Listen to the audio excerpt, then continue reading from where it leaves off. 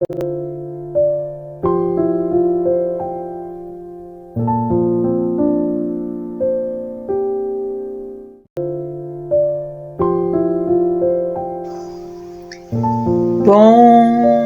dia! Estamos de volta com as nossas reflexões matinais. Venham as águas. Nossas meditações estão baseadas na carta de Paulo aos Efésios. E nós entramos no capítulo 3 e nós estamos falando a respeito do mistério que foi revelado por meio do apóstolo Paulo à igreja de Efésios. E nós vamos então falar hoje o versículo 6 até o versículo 8, que nos diz assim: o mistério é que os gentios são co-herdeiros, membros do mesmo corpo, e coparticipantes da promessa em Cristo Jesus por meio do Evangelho, do qual fui constituído um ministro conforme o dom da graça de Deus a mim concedida, segundo a força operante do seu poder. A mim, o menor de todos os santos, foi dada esta graça de pregar aos gentios o evangelho das insondáveis riquezas de Cristo Jesus. Temos aqui então Paulo chegando a essa verdade central do mistério, a saber, que na igreja do Senhor Jesus Cristo, os crentes gentios são co-herdeiros, são membros em comum e também coparticipante da promessa em Cristo Jesus por meio do Evangelho. Em outras palavras, quer dizer que os gentios convertidos já desfrutam do título e dos privilégios dos judeus convertidos. Em primeiro lugar, eles são co-herdeiros. Quanto à herança, são coparticipantes igualmente com os judeus, que são salvos por meio de Cristo. São herdeiros de Deus, são co-herdeiros com Cristo Jesus e co-herdeiro com todos os redimidos, daqui até a eternidade. Além disso, eles são membros do mesmo corpo, o corpo de Cristo. Então não há distância nem desvantagem agora, mas eles compartilham de uma posição de igualdade com os judeus salvos na igreja. Finalmente, são coparticipantes da promessa em Cristo Jesus por meio do Evangelho pregado. A promessa aqui pode ser também o Espírito Santo, mas também pode abranger tudo o que é prometido no Evangelho aos que estão em Cristo Jesus. Os gentios, então, são participantes de tudo isso com os judeus. É evidente que nós precisamos entender isso. O reino vindouro do nosso Senhor, Israel será a cabeça das nações. Os gentios serão abençoados, porém só através de Israel.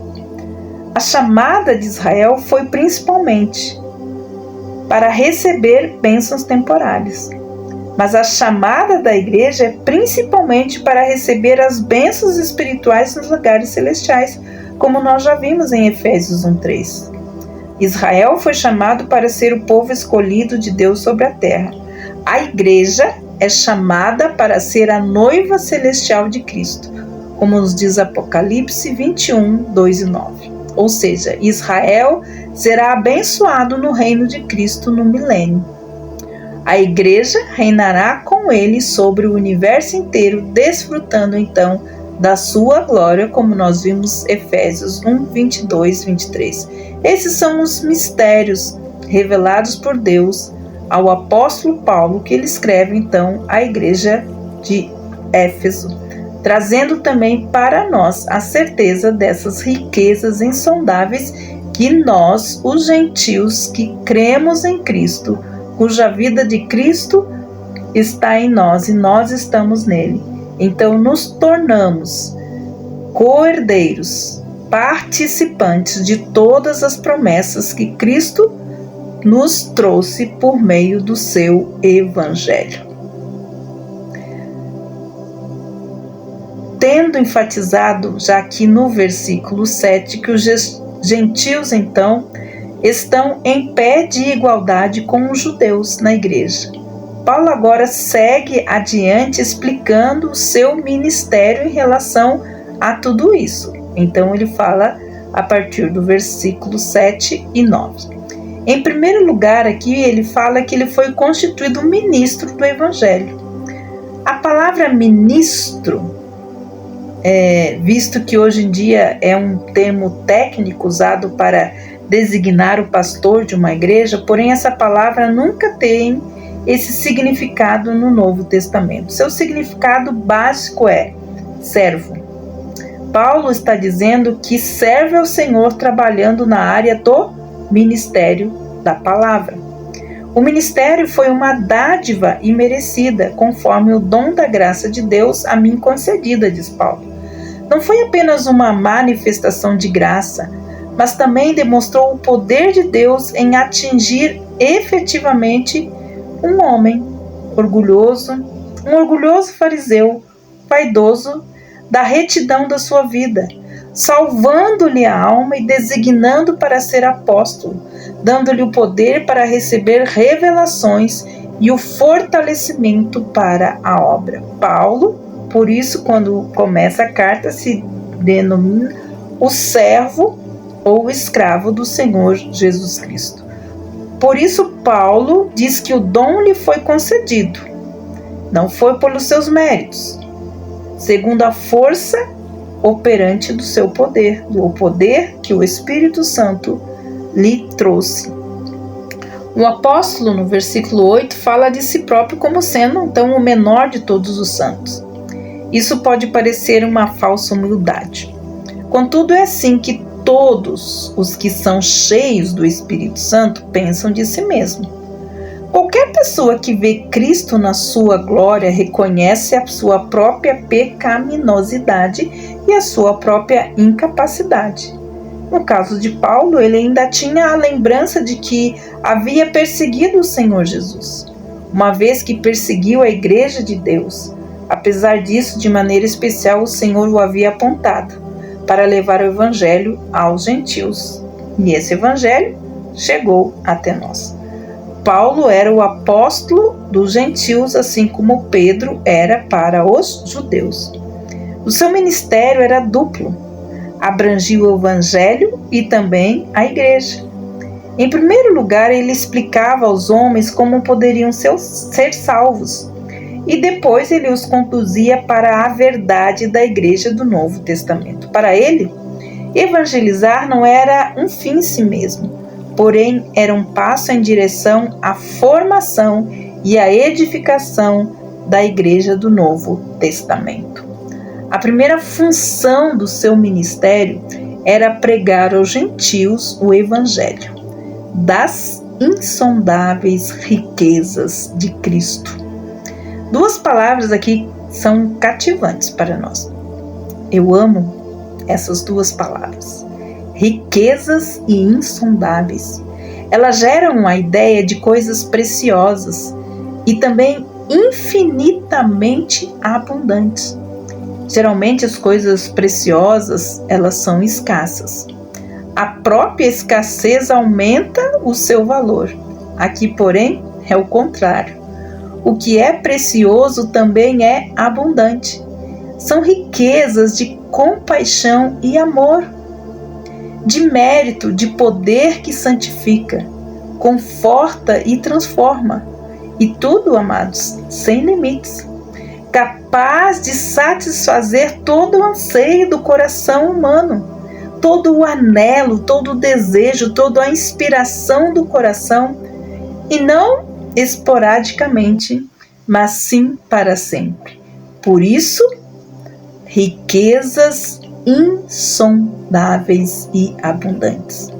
Amados, quando uma pessoa confia no Senhor Jesus, ela se transforma num bilionário espiritual, pois em Cristo ela possui tesouros que são inesgotáveis.